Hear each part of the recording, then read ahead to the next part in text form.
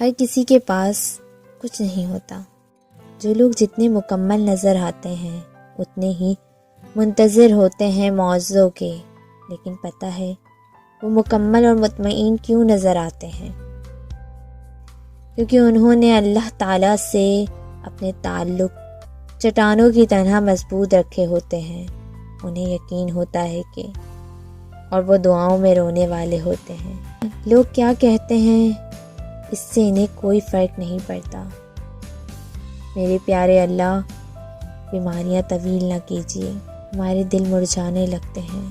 آزمائشیں طویل نہ کیجیے، ہمارے ایمان ڈگمگانے لگتے ہیں۔ اللہ، ہمارے اپنوں کی تکلیفوں کو دور کر دیجیے، ہم سے دیکھا نہیں جاتا۔